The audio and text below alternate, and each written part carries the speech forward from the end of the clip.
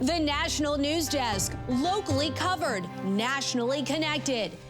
Twisted ties, the suspect in the Brown University mass shooting and the killing of an MIT professor, now believed to be the same person, his connection to one of the victims. These are a direct military threat to the United States of America. They're trying to drug out our country. The White House makes a bombshell announcement on what it calls a threat to all Americans. Why some are saying the new weapon of mass destruction designation is nothing more than lip service. And later, the Hollywood horror that shocked the nation. Our legal experts dissect the possible strategy Nick Reiner's attorneys may use in the investigation into the death of his famous father and mother. From the nation's capital, this is the National News Desk, America's News. Now, we are so glad you're here with us. I'm Dee Dee Gatton, and on this Weekend Edition, we take a look at the big headlines of the week, and we look ahead at what to expect, starting with the 4 big stories we've been following this week. The U.S. begins a blockade against Venezuelan oil tankers. The White House designates fentanyl as a weapon of mass destruction. President Trump makes a national address touting administration accomplishments, and an anti-Semitic attack on Australia leaves 15 dead and dozens more wounded. But first, developing now, officials say the man suspected of shooting and killing 2 Brown University students and an MIT professor just 2 days later has been found dead in New Hampshire. Claudio Manuel Neves Valente was found with a self-inflicted gunshot wound in a storage unit in Salem Thursday. The 48-year-old was a Portuguese national who went to Brown 25 years ago. Police say they were able to track him down from a rental car seen in the area of the Brown shooting. Car rental records led them to the storage facility where Valente was found. You know, nothing can really fully bring closure to the lives that have been shattered over the past week, but this may allow our community to move forward and begin a path of repair and recovery. FBI officials say the MIT professor Nuno Loureiro and Valente went to the same school in Lisbon together. The U.S. attorney in Massachusetts said the rental car seen near Brown's campus was also spotted near Loureiro's home. Valente and Loureiro both studied physics. Officials said they didn't have a motive for either shooting at this time. New developments. The son of legendary Hollywood director Rob Reiner has been charged with murdering his parents. Officials say Nick Reiner used a knife to kill his father and mother, Michelle Reiner, at their home over the weekend. The 32-year-old has admitted to struggling with addiction and homelessness in the past and arguing with his parents during that time. If there is evidence of mental illness, it will be presented in court and in whatever detail the defense seeks to do that. Nick Reiner's arraignment has been postponed to January. Reiner could face life in prison without parole or the death penalty. Prosecutors haven't decided whether to request the death penalty. The president signed a massive defense policy into law on Thursday. The National Defense Authorization Act approves a record $900 billion in Pentagon funding for fiscal year 2026. That's about $8 billion more than requested. It includes a provision that pressures the Pentagon to provide more information on military strikes on alleged drug trafficking boats in the Caribbean. The package would cut Secretary Pete Hegseth's travel budget by 25% until unedited videos of the strikes are released to Congress. The spending law includes a nearly 4% pay increase for military members, $400 million in aid for Ukraine over the next 2 years, and restrictions on U.S. investments in China. President Trump continues to escalate pressure on Venezuela. He was asked about his statement that land strikes on drug cartels would happen at some point, and if he plans to tell Congress first. I wouldn't mind telling him, but it's not a big deal. I don't have to tell him. It's been proven. But I wouldn't mind at all. I just hope they wouldn't leak it. This week, Trump said the military could blockade sanctioned oil tankers coming in and out of Venezuela. The president claimed the oil on board the ships is funding what he called Venezuelan President Nicolas Maduro's illegal regime, as well as, quote, drug terrorism. The White House says fentanyl is now designated as a weapon of mass destruction, citing thousands of overdose deaths from illicit drug use. As national correspondent Matt Gelka reports, the new designation is the next step in a military campaign against drugs. 3 more alleged drug boats were targeted and hit by the U.S. military in the Eastern Pacific Monday. 8 alleged narco-terrorists were killed in what's believed to be the latest in at least 25 strikes carried out against traffickers. To counter designated terrorist organizations, cartels, bringing weapons meaning drugs, to the American people and poisoning the American people for far too long. So we're proud of what we're doing. Defense Secretary Pete Hegseth and Secretary of State Marco Rubio briefed Congress about the ongoing boat strikes that have focused on the Eastern Pacific and on boats allegedly running drugs from Venezuela in the Caribbean. The latest strikes come after President Trump signed an executive order designating fentanyl as a weapon of mass destruction. He has repeatedly accused Venezuelan cartels of trafficking the drug into the U.S. These are a direct military threat to the United States of America. They're trying to drug out our country. The street drug version of fentanyl was responsible for 48,000 deaths last year, according to numbers from the CDC. Experts say virtually no fentanyl comes from Venezuela. It's mostly cocaine, and fentanyl is overwhelmingly produced in Mexico, with chemicals coming from Asia. Designating the drug as a WMD could be an attempt to gain cover for a long-threatened land strike campaign against Venezuela. It's unclear, though, what impact it could have on curbing drug deaths domestically. So calling it a weapon of mass destruction, I've said it amounts to like Orwellian newspeak or maybe just gaslighting to create a moral panic. But it's not going to change anything. It's not going to make illicitly smuggled fentanyl any more illegal than it already is. And it's also not going to make the drug war any more winnable than it already isn't. The unedited video of a controversial double-tap boat strike on an alleged drug boat from September will not be released to the public, but Secretary Hegseth said congressional committees will get to see it. Reporting in Washington, I'm Matt Gelka for the National News Desk, America's News Now. President Trump says he does not want to extend the Affordable Care Act subsidies slated to expire at the end of the year. Trump criticized the ACA, saying money should instead be sent directly to Americans to buy insurance. They'll get much better health care than they get with the Unaffordable Care Act, as it's known by a lot of people. It is virtually unaffordable for people. It's a bad thing. We can have a great thing. Let the money go directly to the people and let them buy their own health care.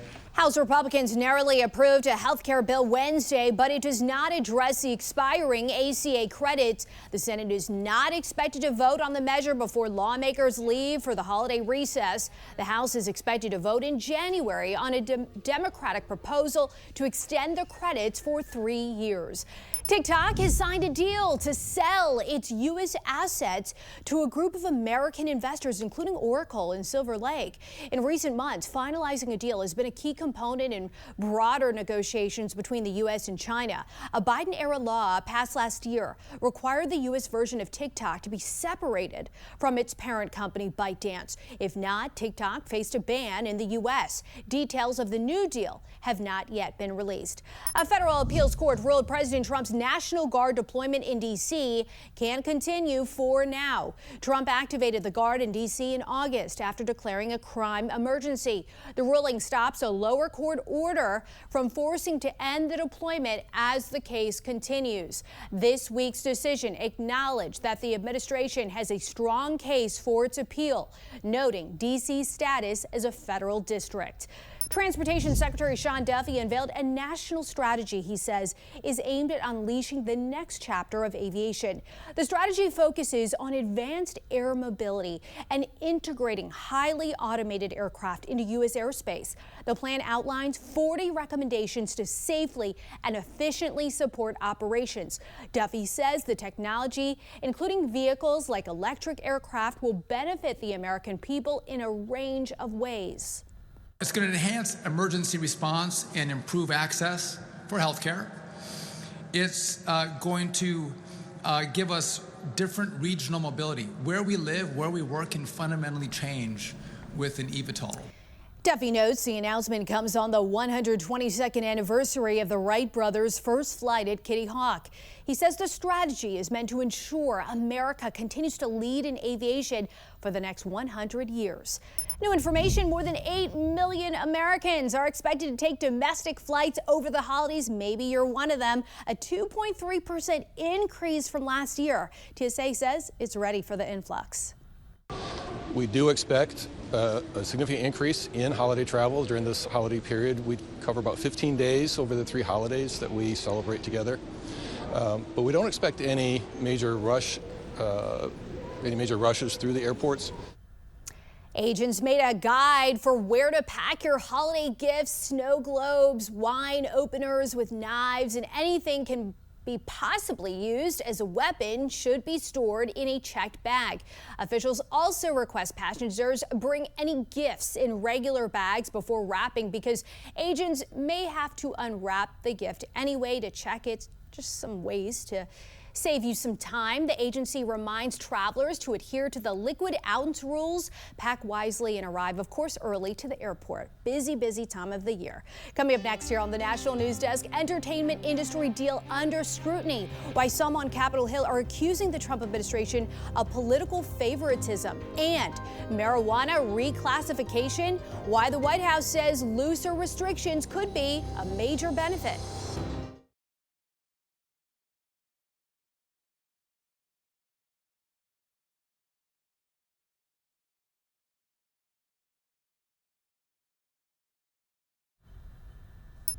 Fulton County District Attorney Fani Willis sparred with Republican Georgia state senators Wednesday. It was during a hearing over her now defunct criminal case against President Trump and others for alleged efforts to overturn the 2020 election results in Georgia.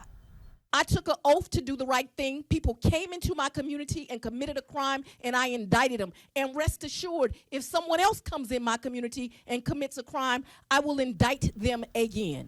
The elected Democrat detailed to state lawmakers how she conducted her now dismissed 2020 election interference case against Trump and 18 others. Willis was disqualified from the case in December 2024 over a romantic relationship with a special prosecutor she assigned. Another prosecutor took the case over from Willis last month and dropped the charges. The horrific deaths of legendary director Rob Reiner and his wife Michelle rocked the nation. Their son Nick has been charged with 2 counts of first-degree murder in their deaths. Earlier this week, I spoke with criminal defense attorney Steve Greenberg to break down the case. It's great to see you again, Steve. So in a case like this where a family member is accused of killing his parents, I immediately thought of the Menendez brothers. Do you see similar prosecution and defense strategies in this case? Well, I think they're 2 totally different situations because the Menendez brothers claimed that they had been sexually assaulted by their parents. Here, it's clearly going to be a defense where they're going to claim there are mental health issues and addiction issues.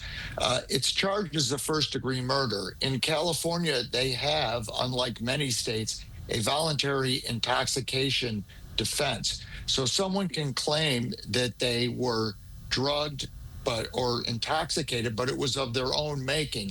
In many states, you can't claim that you took drugs and therefore it caused you to have what we say a lesser mental state.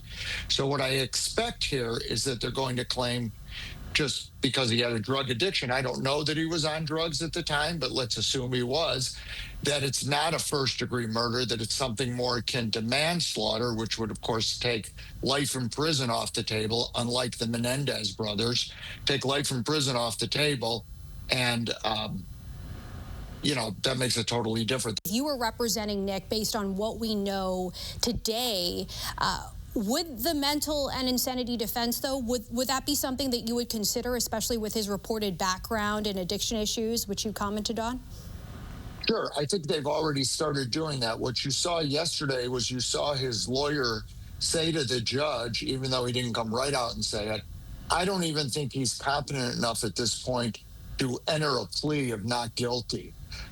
I want to have him examined by a psychiatrist. They want to get ahead of the prosecution on this. So my guess is they've already retained doctors. My guess is that somebody's already in there talking to him, and they've already started doing that work. He was in a blue suit. My understanding is that In LA, that means that you're being held in the mental health ward of the jail. So they're going to go for that defense. They're also going to have the fact that he was probably on drugs, and the two play together. Is a technical matter. When you have a drug addiction, it actually makes a mental health defense more difficult, not easier. That is fascinating background, and we know that his arraignment is scheduled for January, so I'm sure we'll touch base then. Criminal defense attorney Steve Greenberg, thank you for joining us on the National News Desk. Have a great holiday. Developing now, Democratic Senators Elizabeth Warren and Richard Blumenthal are asking Attorney General Pam Bondi to recuse herself from the Warner Brothers Discovery antitrust review, expressing concerns of political favoritism. They noted Bondi's previous employer has been hired by both Paramount and Netflix as the companies seek the Trump administration's approval. Earlier this week, Warner Brothers Discovery announced the regulatory review of the company's deal with Netflix has begun as Paramount mounts a hostile takeover bid. The Trump administration is making a direct pitch to America's next generation of tech workers with a new program. They say the U.S. tech force will bring nearly 1,000 tech specialists, mostly early in their careers, for 2-year stints inside the federal government. They will be working on big picture problems, everything from AI and cybersecurity to large-scale civic and defense challenges. I think there's a little bit of a misperception that this AI boom only benefits software developers or software companies in Silicon Valley or so-called tech bros. What we're actually seeing is a huge boom that's benefiting construction workers. The Wall Street Journal had a good story on this just last week, that the wages of construction workers are up 30% because of this infrastructure build out. Companies like Amazon, Apple, and other major tech players are expected to be part of the talent pipeline.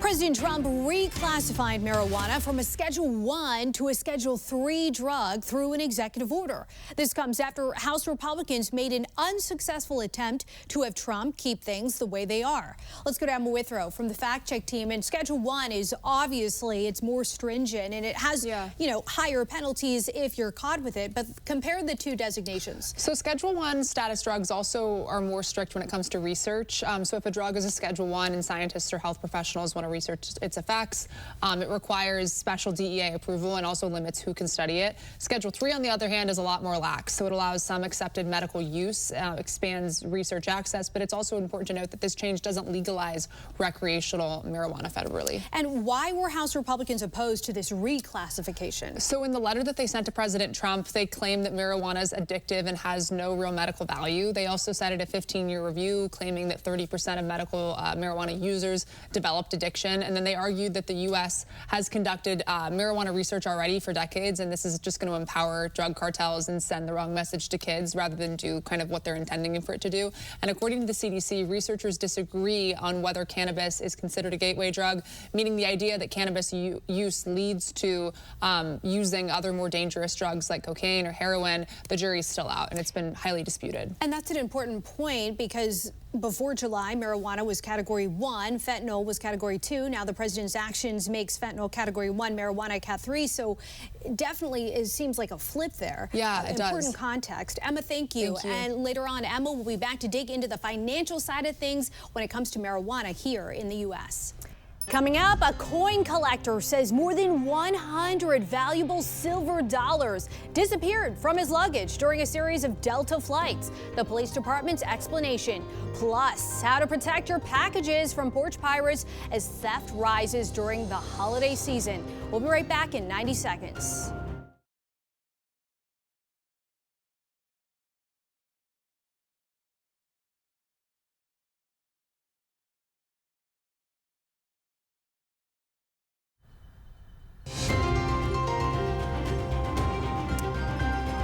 National News Desk team of reporters is bringing you the headlines from coast to coast.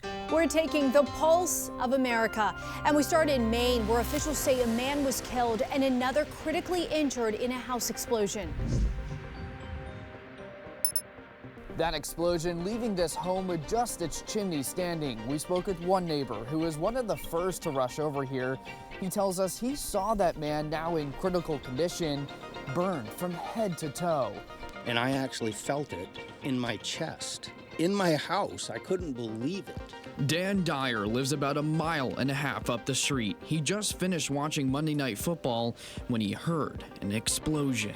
My sister-in-law lives over that side, and I know she has gas, and it was my first fear was it was her place. Dyer says his grandfather built the home, now left in pieces. And it's not exactly clear how this explosion happened. The state fire marshal's office tell us they're still investigating. Autumn Paradise has lived in Clovis since she was a child. She said she gets nervous when her packages get delivered. I go out there instantly and get it. Even so, she still has been the victim of a package poacher. It didn't cost that much, but still, it was my package. According to security.org, in 2025, 31 million Americans have had a holiday package stolen so far. So some tips to keep that holiday mail safe: consider sending your packages to a local storage locker or a P.O. box. Maybe set up a door camera. Or the best option, take the opportunity away. Try to schedule those deliveries for when you're home. Not a golden journey for Darren King, who says he's minus silver. It just eats at me, and it's so frustrating. King says he was running late for the first leg of his trip in November, and to avoid a lengthy TSA screening, checked the coins. From his window seat, he saw his bag on the tarmac, thought that strange, and took video. I had a bunch of Morgan silver dollars, some of them more than 100 years old. Then a chilling discovery by the time of a frosty Yukon arrival. All coins but one gone. He filed a report with Salt Lake Police and a claim with Delta. Police say no evidence a theft occurred. A few coins had fallen out of a piece of luggage and workers returned them to the bag. Delta says it has zero tolerance for baggage pilferage and it completed a thorough investigation. But King's keepsakes, he says, are still missing. Coming up next here, will President Trump's ballroom construction project go on as planned?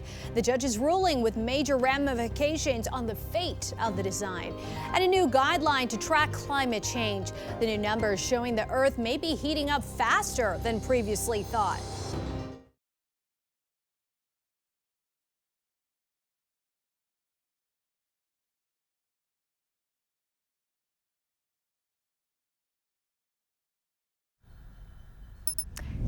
Taking a look at the top trending stories on our website right now, the Oscars are moving to YouTube. The Academy of Motion Picture Arts and Sciences made the announcement this week. YouTube will take the reins in 2029 and will also take charge of any related programming. We have learned former NASCAR driver Greg Biffle and his family were tragically killed in a plane crash in North Carolina on Thursday.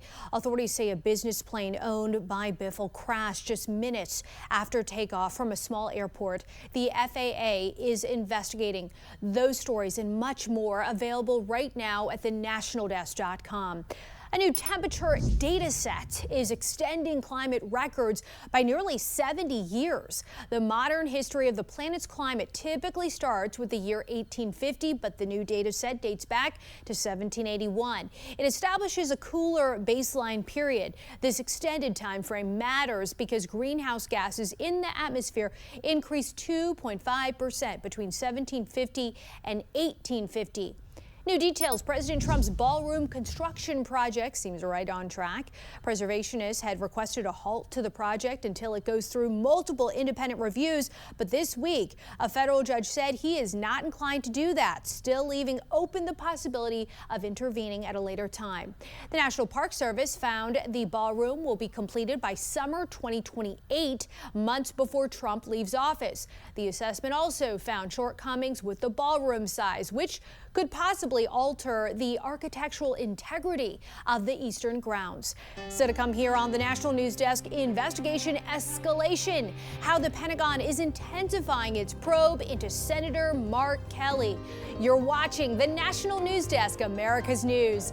Now, catch us live weekdays from 6 a.m. to 11 a.m. and 10 p.m. to midnight Eastern Time, and of course, anytime online at thenationaldesk.com. We'll be right back.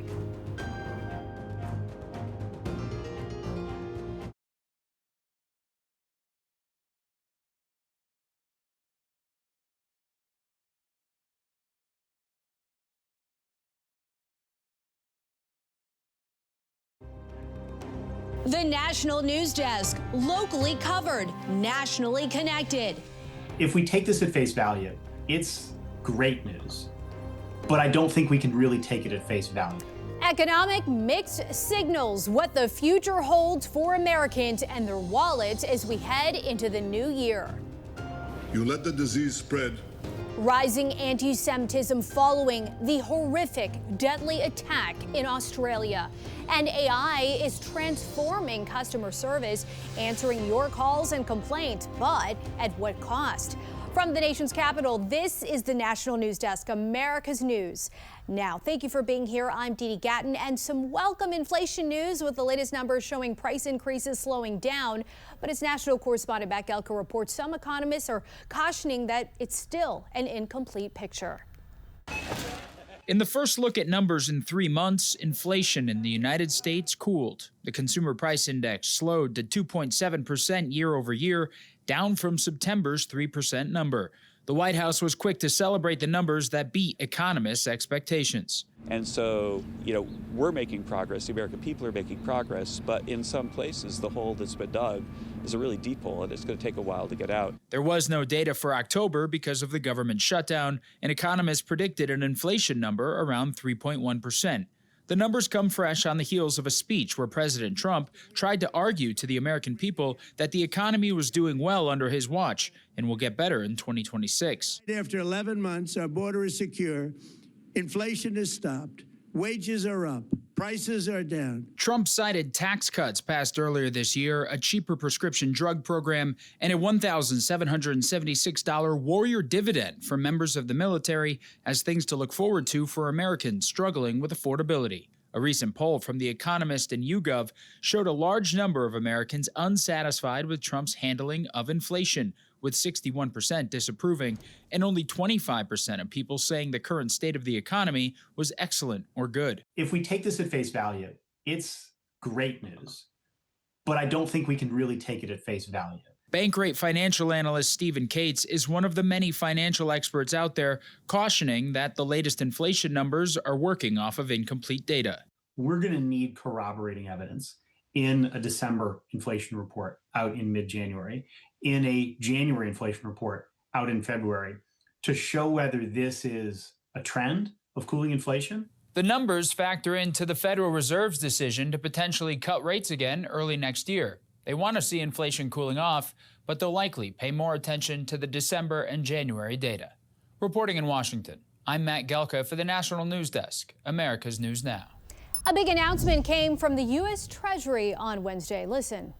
I am here to announce the biggest merger in history, merger of Main Street and Wall Street. That's U.S. Treasury Secretary Scott Bessent describing the new Trump account signed into law this year with President Trump's tax cuts. The accounts will be available to children born between January 1st of this year and December 31st of 2028. The move allows parents to open savings accounts for their babies, starting with a $1,000 contribution from the federal government. Bessent also revealed some of the funding sources for the program. Take a look right here.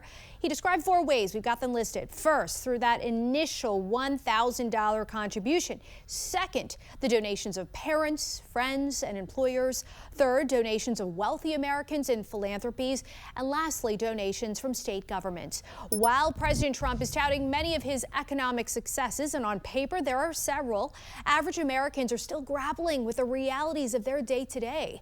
According to the Real Clear Politics average, which takes an average of all recent polling on the issue, about 54% disapprove of how the president is handling the economy. About 41% approve. The president continued to push his message on affordability and explain his economic policies directly to the American people with a speech Friday night in the battleground state of North Carolina. Happening now, the Pentagon is escalating its review of Senator Mark Kelly to an official command investigation. The Arizona Democrat was in a video with other Democrats telling service members they have a duty to disobey illegal orders. The message seems to be pointed toward the Trump administration's use of active duty and National Guard troops, along with recent military action in Latin America. A deadly mass shooting in Australia bringing anti-Semitism concerns back into focus worldwide. Our national correspondent Kayla Gaskins has that story from Washington. The start of Hanukkah. It's supposed to be a time of celebration for Jewish communities around the world. But tragedy darkened this 8-day festival of lights when 2 gunmen opened fire at a Hanukkah celebration in Australia's Bondi Beach, killing at least 15. An act of anti-Semitism, an act of terrorism on our shores. Israeli Prime Minister Benjamin Netanyahu says Australia's decision in September to recognize Palestine as a state rewarded not only the terrorism of the October 7th attacks, but also anti-Semitic sentiment cheered by some of the protesters, including this crowd in Sydney, which some heard as "gas the Jews," but others insisted they said, "Where's the Jews?" Jewish leaders say both possible versions of the chant outside the Sydney Opera House are highly problematic.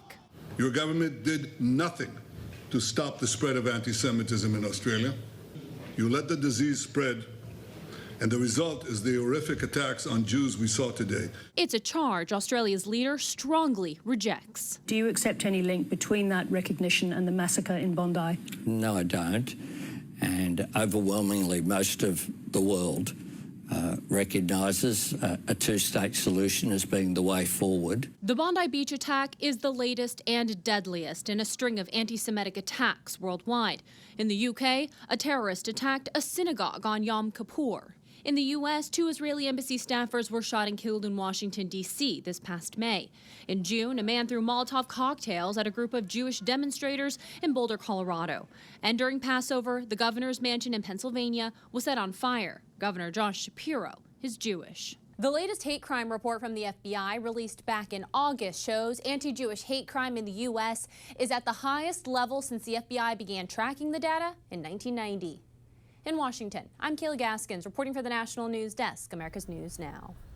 A pretrial hearing for Luigi Mangione, the man accused of killing United Healthcare CEO Brian Thompson, is wrapped up in Manhattan.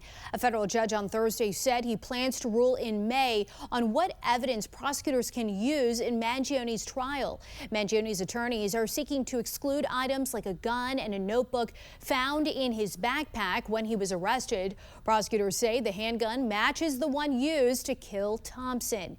Colon cancer is the 4th most diagnosed cancer in the U.S. and the 2nd leading cause of cancer death, according to the Colon Cancer Coalition. Despite those grim facts, doctors say it is highly preventable with proper annual screening. Joining me now is actor James Van Der Beek. First of all, thank you so much for joining us on the National News Desk. Obviously, you are someone that families nationwide have grown up with, watching for decades, and now they are supporting you in a different way. Most people are aware of the challenge, James, that you're going through after being diagnosed with stage 3 colorectal cancer in 2023. To start, how are you doing? How are you feeling? I'm feeling good. I'm feeling good. Yeah, everything's moving in the right direction. So, hopeful, optimistic, feeling good. And I know that one of your platforms and crusades at this point is getting the word out about the importance of early detection. Speak to us a little bit about your journey starting in 2023 and what your message is now to men and women out there who are listening to you. Yeah, in summer 23. Had a couple symptoms, nothing that really concerned me all that much, nothing that sent me running to the doctor for sure. At which point I found out the age for colorectal cancer screening is 45. I was 46, and so I thought, let me just get this done. And I came out of it, and I was in amazing cardiovascular shape. I was biohacking. I was doing the saunas and the cold plunges and all of it. And I had stage 3 cancer and had no idea. And so that began this crazy journey. And what I found out throughout all this is that colorectal cancer, and it sounds scary, is the 2nd deadliest cancer out there. And it's the most curable if you catch it early. And the crazy thing is that 1 in 3 Americans who are of screening age have not been screened. And so I thought, all right, well, I've been lucky enough to be as successful as I've been in this career, and that does require a lot of luck to have been doing it as long as I've been doing it, at the level I've been doing it. And so I thought, well, if I've been put in front of this many people, this seems like a gap that I can come and help fill.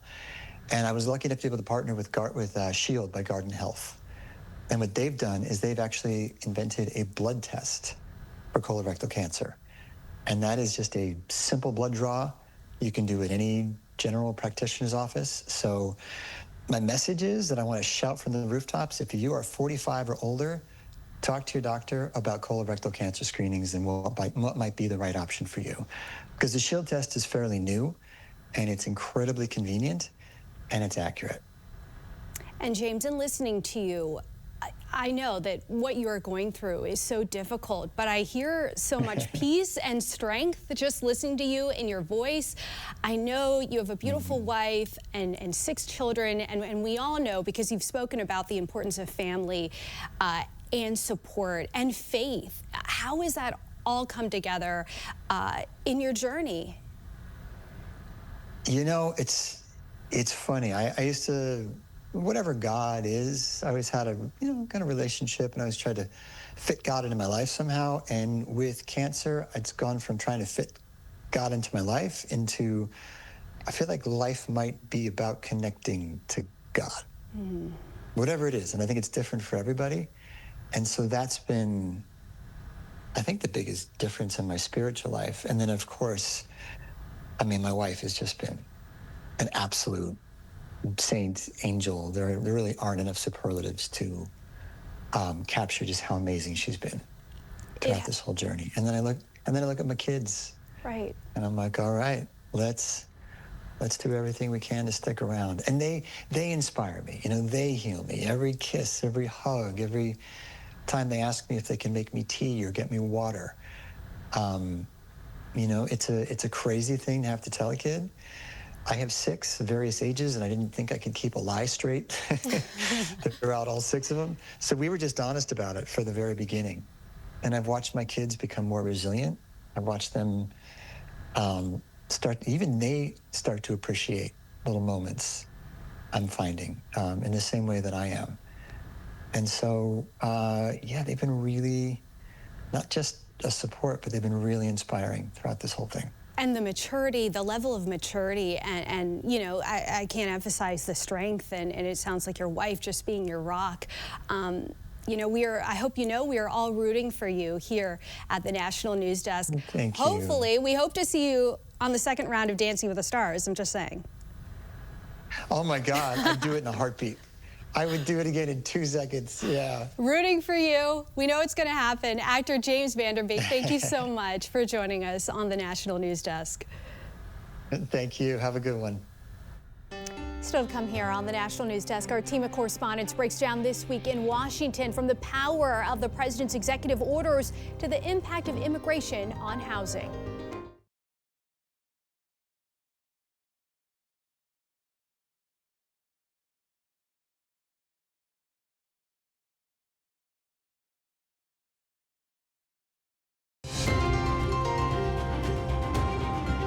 And welcome back to the National News Desk. Our Washington Bureau covers the nation's capital every day, and our team of correspondents reports on the important issues facing the country and how they impact you. President Trump's aggressive use of executive orders hit a historic milestone this past week. He signed his 221st executive order on Monday, surpassing in 11 months the total he signed during his entire first term. National correspondent Matt Galka, he's signing at a pace that could surpass all of his predecessors. But legally, how effective are these orders? Yeah, Steve, let's break down what's happened so far. So he's eclipsed the number of his entire first 4 years in office. He surpassed the number Joe Biden had in all of his 4 years, and it's only month 11. The executive orders have covered things like banning DEI policies. They've covered TikTok deadlines, and they've also done things like election strengthening measures. They've also covered Trump's #1 economic issue, tariffs, and he's used those executive orders to enforce different tariff rates on countries around the world. But obviously, you talk about the legality here, there have been plenty of court challenges, hundreds even, and that's why it's important to remember that executive orders are not new laws. Congress has that power to create those new laws. Executive orders are really enforcements of existing laws. When the executive order comes with it an assertion that nobody can question or examine the executive order, that is fundamentally incorrect in terms of the Constitution of the United States. That was Allison LaCroix, a University of Chicago law professor, pretty much laying out the restraints of the executive order there. Now, of course, the administration believes they're well within all of their rights and powers to enforce these executive actions. Now, a little bit of a historical context here on the numbers. Franklin Roosevelt has the executive order record. He had more than 3,700, but he was also in office for 12 years. If Trump were to keep up his current pace, he'd be the 5th president to total more than 1,000 executive orders during an entire time spent in office. National correspondent Matt Galka, thank you. Meanwhile, the Trump administration blaming the spike in housing prices on the surge of illegal immigration during former President Biden's term.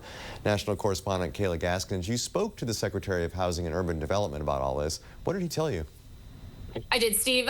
So we spoke with Secretary Scott Turner, and he was talking about this new report that came out from the Department of Housing and Urban Development earlier this month, which attributes the housing affordability crisis, the supply of the amount of housing that's available, to the amount of illegal migrants that came across the border, the millions of people that entered the country illegally under Joe Biden. Essentially, what the report says is all of those people needed somewhere to stay, and hence the housing affordability crisis. And as they have removed people from the country, according to this report, housing and rent prices have gone down. Here's Secretary Turner. How big of an impact immigration has had on the housing supply side of this issue? Look at the border over the last 6 months. 0 illegals were crossed over into our country. Rent prices have gone down month by month over the last 4 months. 2 million illegals have left our country. So it's no coincidence that as we check illegal immigration, that rent prices come down. Now, Steve, not everybody agrees with that analysis. Harvard released their own study, which says the timing does not match this concept, that the surge in price and rent growth actually predates this surge in immigration that we saw. And then an expert, Jen Stauffer at the Global Real Estate, she's a global real estate advisor for Sotheby's International. She says that the problems we're dealing with go way beyond one factor. And she actually takes this all the way back a few decades to the economic crash in 2008 and 2009, and how that slowed down building. And we're seeing the amount of homes that are being built are still not catching up with that decrease that happened decades ago. So a really complex issue here. But Secretary Turner firmly believes that immigration played a big role, or plays a big role, in the housing affordability crisis that we're seeing right now in the United States. And HUD says they're committed to bringing those prices down. National correspondents Kayla Gaskins, Matt Galka, excellent reporting as always. Thank you both for your hard work. Back to you. This holiday season, customer service quietly shifted from people to AI. And for a lot of shoppers, it didn't feel like an upgrade. The Live Ops 2025 Holiday AI and Consumer Report shows 78% of consumers used AI or automation for customer service while holiday shopping. 29% say it actually made things better, while more than half say a real human still does a better job. Consumers don't want more AI, they want smarter AI. The brands that blend automation with empathy, where humans are part of the solution that are more complex and AI takes over the simple tasks, those brands will win in 2026. Broader polling shows there's a trust gap that AI still hasn't closed, but the report found people who use AI more often tend to rate it more positively. Marijuana is officially a Schedule III drug following President Trump's executive order. Now the drug can be more widely researched and available in certain circumstances for medical use federally. Let's go to Emma Withrow from the Fact Check team. And I understand that this has really nothing to do with recreational use, but looking at the states that have legalized marijuana for recreational use, how much money have they made? So I dug into a report, a 2025 report from the Marijuana Policy Project, and they say that states that legalized recreational marijuana generated more than $4.4 billion in cannabis tax revenue just in 2024 alone, which is the largest single year total that we've seen since this has all started in 2014. And since adult use markets actually were legalized in 2014, these states have collected a combined total of more than $24.7 billion from cannabis taxes. Yeah, that is just astonishing. Is that just excise taxes or all cannabis taxes? So the totals from the Marijuana Policy Project include both cannabis excise taxes and also just regular state sales taxes that are applied to adult use cannabis, but it generally doesn't include medical marijuana tax revenue, which is a separate, and kind of important to note that those things are separate. The state level cannabis tax revenue is generally entirely under state law also, because marijuana is still federally illegal, obviously, for recreational purposes, which means that interstate sales and federal deductions for cannabis businesses are still restricted. So that's getting into all the tax part of it. Absolutely. Emma, thank you so much. And for more on this Fact Team topic, including links to Emma's sources, scan the QR code or visit thenationaldesk.com.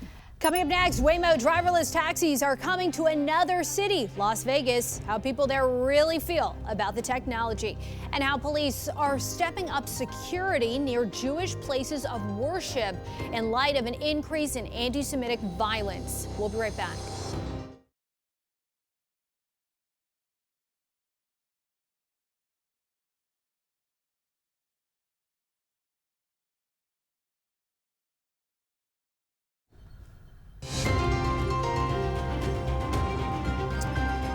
This is the National News Desk, America's News Now. We have reporters all across the country in your neighborhoods covering issues that matter to you.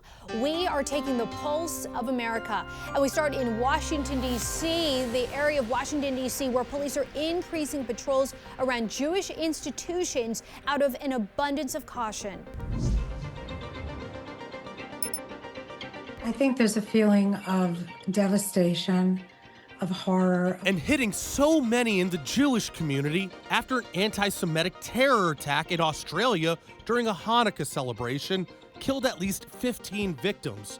Jewish Community Relations Council of Greater Washington's Gila Franklin Siegel saying it's tragedies like this that are forcing synagogues to increase safety measures, especially this time of year. It is shameful that Jewish events happen now without us being able to announce the location until right before the event. If you've spotted some strange-looking cars covered in sensors around town, that's Waymo. The company has deployed those vehicles here as they prepare to launch services in southern Nevada. We take a very methodical approach. The vehicles that you've probably seen in Las Vegas are currently driving around with a human behind the wheel. Waymo has been developing autonomous technology for nearly 2 decades, and while they faced challenges along the way, they say the lessons have made their systems safer. We hit the Strip to ask what people think about more self-driving cars coming into the mix. The responses were mixed. Mixed thoughts for sure. I think, they could definitely they can have an impact here, especially in Vegas, but the technology itself is a little disturbing sometimes. I wouldn't want to risk my life, if there was a reason for it to glitch up all of a sudden. I think they're wonderful. I think it's a great idea. I think they're better drivers than most people probably driving on this trip here today.